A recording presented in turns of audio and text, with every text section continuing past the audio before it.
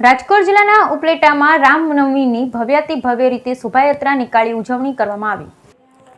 સમગ્ર દેશમાં આજરોજ ભગવાન રામનો જન્મદિવસ એટલે કે રામનવમીનો પાવન પવિત્ર પર્વ હોય ભક્તોમાં ભારે ઉત્સાહ અને ઉમંગ જોવા મળેલ અને ધાર્મિક સ્થળો તે મંદિરોમાં ધાર્મિક કાર્યક્રમો યોજાયા હોય છે। ત્યારે ઉપલેટા હિન્દુ સંગઠનો, સંતો, મહંતો, ભક્તોમાં ભારે ઉત્સાહ અને ઉમંગ જોવા મળેલ। ત્યારે ત્રિલોકનાથ મહાદેવ મંદિર ખાતેથી વિવિધ વિસ્તારમાં અલગ અલગ પ્રકારના ફ્લોર સ્ટોસની વિશાળ શોભાયાત્રા નીકળી અને વિવિધ વિસ્તારમાં શોભાયાત્રાનું હિન્દુ સમાજ, મુસ્લિમ સમાજ દ્વારા ફુલહાર કરી મીઠું મોં કરી ભવ્ય સ્વાગત કરવામાં આવ્યું।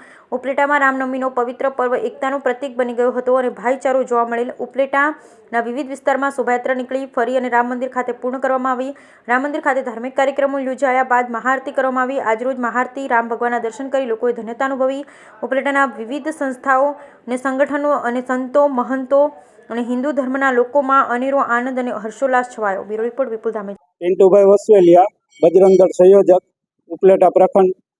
રામ જન્મોત્સવની યાત્રા ત્રિલોકનાથ મંદિરેથી પ્રારંભ કરેલી અમે ત્યાંથી બાપુના બાબલા ચોક, સોની બજાર અને બડા બજરંગ મંદિરે છેલ્લે મહાઆરતી કરેલી અમે અને બાપુના બાબલા ચોકની અંદર સેલ્ફી પોઈન્ટ બનાવેલો, રામ ભગવાન, હનુમાનજી મહારાજ તેવા કટઆઉટ મૂકેલા છે અને શોભાયાત્રામાં ભારી સંખ્યામાં ભક્તો જોડાયા। મહાઆરતીની અંદરમાં પણ ભારી સંખ્યામાં ભક્તો જોડાયા હતા। તેથી કરીને હું સૌનો આભાર માનું છું। ઉપલેટા પ્રખંડમાંથી હું સૌનો આભાર માનું છું। પોલીસ તંત્ર સર્વે અમારી સાથે રહી અને ખૂબ સારી સેવા બજાવી છે, તેથી હું પોલીસ તંત્રનો પણ આભાર માનું છું।